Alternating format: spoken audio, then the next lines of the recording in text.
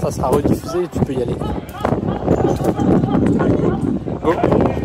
Allez, bienvenue sur la suite de ce live, donc manche européenne des courses d'aventure, Adventure Racing, donc la manche française de cette Coupe d'Europe dans la Loire, tout le week-end. On a vu un premier atelier, on continue donc le principe des ateliers. Alors, il faut expliquer, parce que d'habitude, ces contrôles techniques, ces vérifications techniques de la compétence des coureurs se font normalement sur un domaine autorisé. Et là, l'organisation a choisi un concept différent, à savoir que c'est dans la course et on neutralise uniquement les portions sur lesquelles ils arrivent aux ateliers. C'est clair pour tout le monde.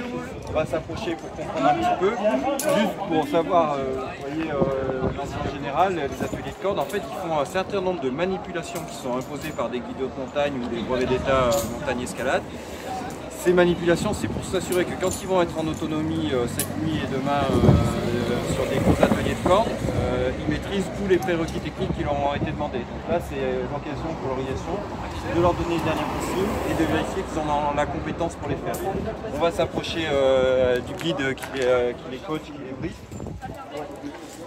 Quel est ton prénom? Valentin. Valentin, explique-nous un peu ton rôle sur cet atelier. Et ben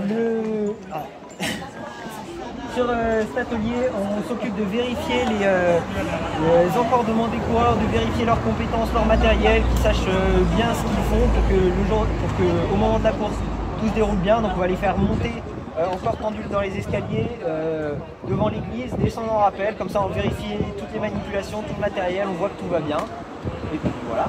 Ok, bonne continuation. Merci. Alors le matériel, on va peut-être pas trop rentrer dans la technique, mais on peut voir quand même sur les coureurs, vous voyez qu'il y a différents types de baudriers. Il y en a qui sont ultra light, en langage on appelle ça des strings. Alors le problème c'est toujours le compromis, c'est qu'est-ce qu'on fait en termes de légèreté, puisque le poids, comme dans tout le sport nature, c'est un peu l'ennemi du pratiquant, il faut le porter. Mais en termes de sécurité et puis surtout de charge mentale, c'est-à-dire quand on a un truc qui est ultra light, il y a toute petite couture, on se pose la question sur la résistance, mais en tout cas il faut que ça soit aux normes, il ne s'agit pas de jouer avec la sécurité.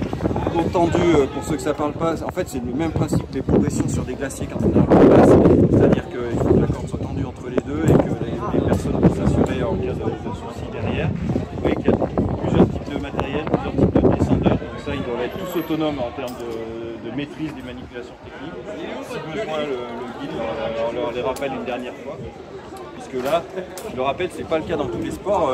Il y a des sports où on pourrait faire ce qu'on appelle mouliner les coureurs, c'est-à-dire c'est les gens de l'organisation qui les descendent ou qui les assurent. Là, c'est pas le cas, ils doivent être autonomes. Et s'ils n'ont pas cette autonomie, ils vont avoir des pénalités parce qu'ils ne pourront pas faire l'épreuve. Voilà, là, vous voyez, ils vont partir sur un espèce de gincana, un parcours, comme on l'a expliqué tout à l'heure. Et on voit là-haut les rappels.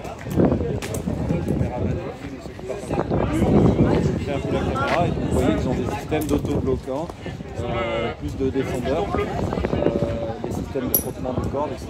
Et donc tout le monde contrôle leurs aptitudes sur ces manips de cordes. Voilà, j'espère que c'était assez clair pour cet atelier. Si on se tourne, on voit qu'il y a des équipes qui arrivent et qui sont en train donc de la petite balise de chronométration que vous voyez là-bas, c'est le stop chrono. Donc là, toute la partie avant a été chronométrée en course d'orientation. D'ailleurs, je vais t'emprunter ta carte.